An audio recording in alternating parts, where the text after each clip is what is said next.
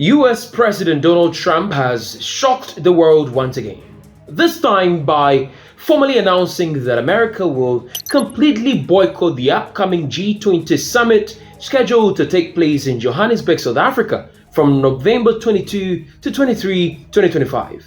What makes this even more surprising is that Trump had previously said he simply wouldn't attend personally and would instead send his Vice President J.D. Vance.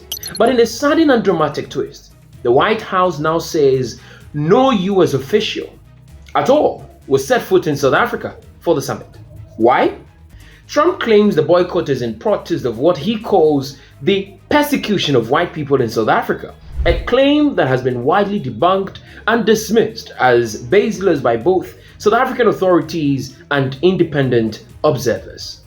But as I've warned for many years, our opponents are hell-bent on turning America into a communist Cuba or socialist Venezuela, and you see what happened to those places.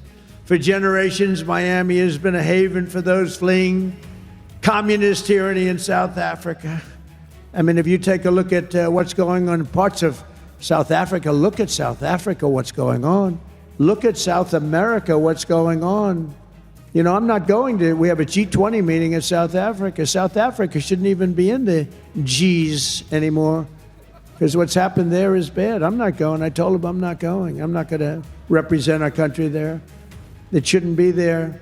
Take a look at what's happening in different parts of South. In his trademark fiery style, Trump took to Truth Social to declare that holding the G20 in South Africa was a total disgrace. He claimed that Afrikaners, descendants of Dutch, French, and German settlers, were being killed and slaughtered, and that their farms were being illegally confiscated.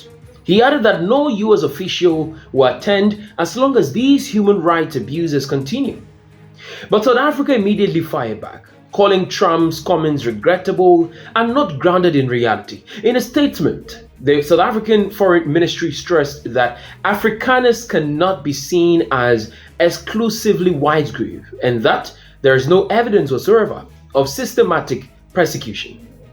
Isn't it remarkable how a single claim rejected by every major South African political party, including those representing white communities, has now managed to spark a diplomatic crisis between two powerful nations? The latest outburst is not coming out of nowhere.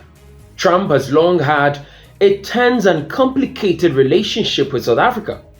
Earlier this year, he accused President Cyril Ramaphosa of turning a blind eye to what he called genocide against white farmers.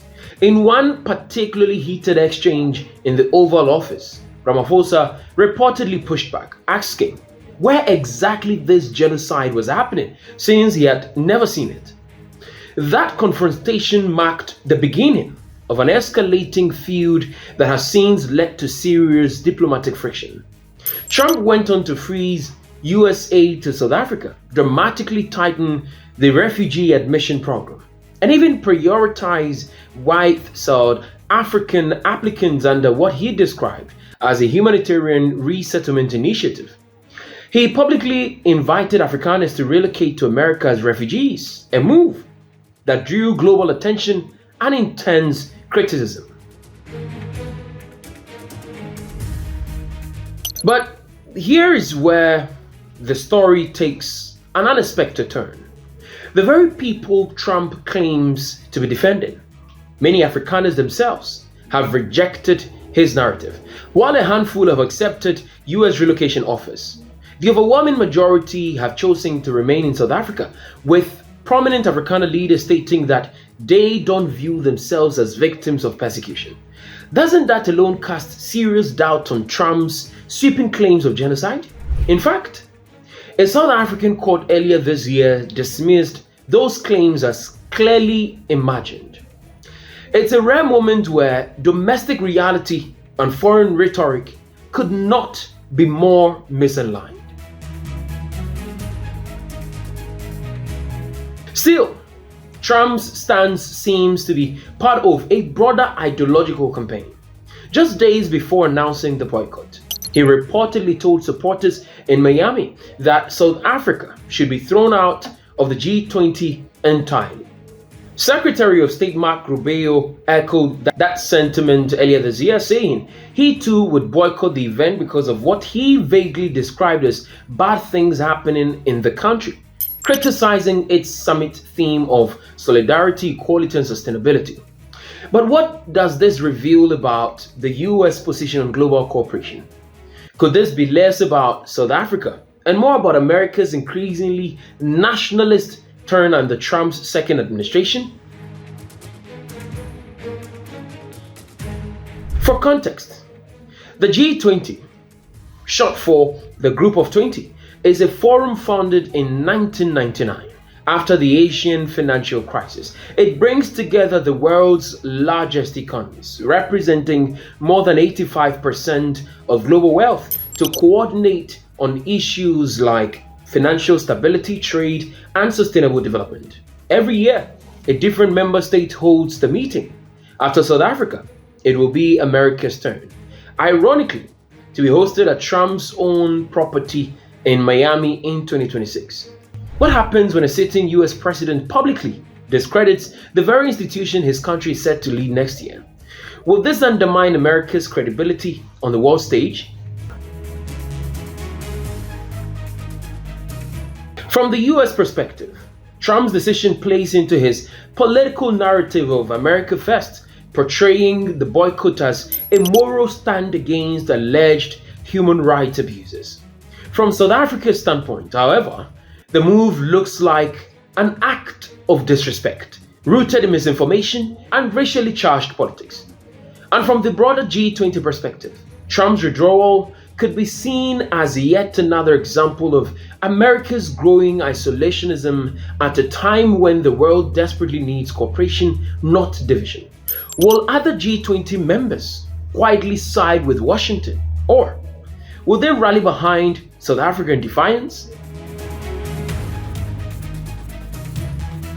As the Johannesburg summit draws closer, this boycott is already shaking diplomatic circles. It raises difficult questions about the balance between global leadership and domestic politics, and about the power of perception in shaping international relations. In the end, Trump's decision may not just be about South Africa. It may be a signal to the world that under his presidency, America's foreign policy will be unapologetically selective, transactional, and steeped in controversy.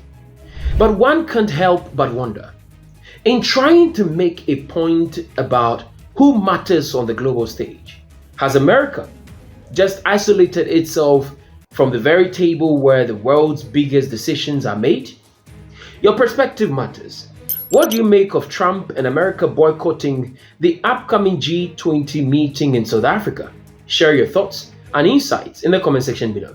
If you like this video, be sure to subscribe to the new Africa channel and turn on the notification bell so you don't miss any of our informative future videos. Stay informed, stay engaged, and thank you for watching.